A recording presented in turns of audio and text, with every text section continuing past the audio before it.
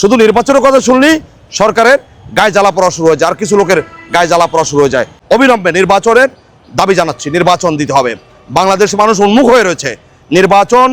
নির্বাচনের জন্য আমরা সংগ্রাম করেছি। একটি বড় দল, জাতীয়তাবাদী দল, তাকে তার যে অর্জন, বিগত 17 বছর রাজপথে লড়াই সংগ্রাম করে হাজারো নেতাকর্মীর জীবনের বিনিময়ে এই গণঅভ্যুত্থান হয়েছে। এরপর সারা দেশে চরম অস্থিরতা বিরাজ করছে। আমরা দীর্ঘ 7 থেকে 8 মাস আসলে চরম অস্থিরতার মধ্যে রয়েছি। আমরা যেখানেই যাচ্ছি একটি গুমর ভাব বিরাজ করছে বাংলাদেশ রাজনীতিতে। আমাদের কাছে মনে হয়েছে এই অস্থিরতা থেকে বেরিয়ে না আসতে পারলে ফেসিবাদ কিন্তু মাথাছাড়া দিয়ে উঠবে।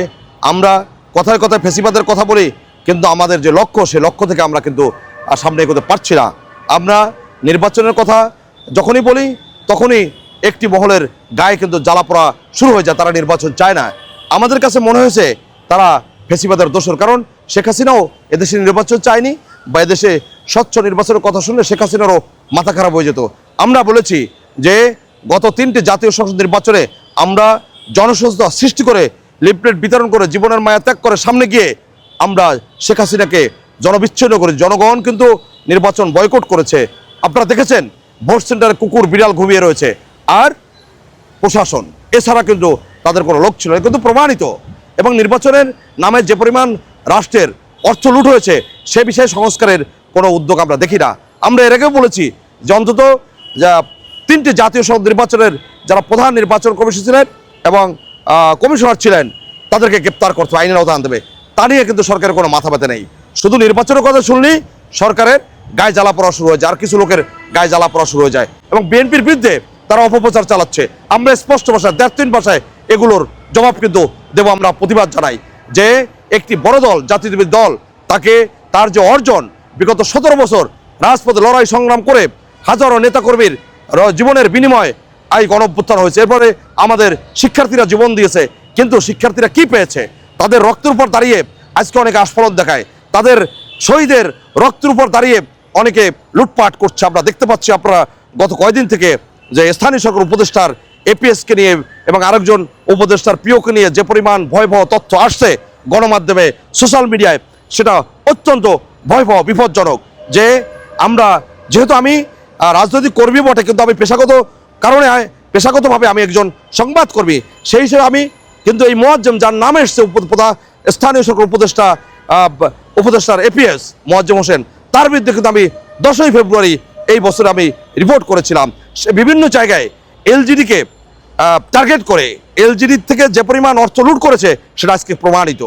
আমার জেলায় একজন অ্যাকাউন্টেন্টকে এলজিডিতে নিয়োগ প্রদান করেছে যে ফেসিবাদের দোসর, যার বাড়ি গোপালগঞ্জ, যিনি ভান্ডারিয়াতে দায়িত্ব পালন করেছে, যেখানে মিরাজ মহরদের লুটের কাহিনী বাংলাদেশ সবাই জানে এলজিডিতে। তো তাকে এরকম সারা জায়গায় এই যে এপিএস মোয়াজ্জেম বিভিন্ন জায়গায় লোকজন বসিয়েছে এলজিডির পিডি নিয়োগের ক্ষেত্রে, এলজিডিতে কমিশন বাণিজ্য এবং বিভিন্ন জায়গায় লুটপাট করেছে, তা কিন্তু আজকে প্রমাণিত। যদিও তারা স্বীকার করছেন, এবং তার যে বাবা, তাকে নিয়েও আমরা দেখেছি। সেটা আমরা জাতি হিসেবে অত্যন্ত লজ্জিত, কারণ এই ছেলেটির কাছে আমাদের অনেক প্রত্যাশা ছিল যে গণ অভ্যুত্থানের মধ্যে যে শহীদের রক্তের বিনিময়ে, হাজারো শহীদের রক্তের বিনিময়ে কিন্তু আমরা 5ই আগস্ট পেয়েছি। 5ই আগস্ট কিন্তু কারো একক কৃতিত্ব নয়। যারা একক কৃতিত্বের দাবিদার, তারা ফেসিবাদ, তারা শেখ মুজিবের মতো, যে সব মরহুম শেখ মুজিবুর রহমান এই বাংলাদেশ স্বাধীন করেছে। অথচ মরহুম শেখ মুজিবুর রহমান, তার প্রতি শ্রদ্ধা রেখেই বলছি, তিনি কিন্তু 25শে মার্চ গ্রেপ্তার হয়ে পাকিস্তানের কারাগারে ছিলেন। তিনি কিন্তু এদেশের যুদ্ধ সম্মুখ যে অংশগ্রহণ করেছে এদেশের সাধারণ মানুষ এবং শহীদ রাষ্ট্রপতি জিয়াউর রহমান স্বাধীনতা ঘোষণা দিয়েছিলেন, সবাই জানেন। কিন্তু আজকে একটি শ্রেণী বলছে তারা অভ্যুত্থান করেছেন কি আজীবন ক্ষমতায় থাকার জন্য? অভ্যুত্থান করেছেন আবার আপনারা ক্যাম্পাসে ফিরে যাবেন। শিক্ষা ব্যবস্থায় ঘুরে ধরেছে। আজকে ক্যাম্পাসগুলোতে অশান্ত বিরাজ করছে। শিক্ষার্থীরা মেধাহীন হয়ে যাচ্ছে, মেধা পাচার হয়ে যাচ্ছে দেশের বাইরে। এগুলো কি আমরা কথা বলবো না?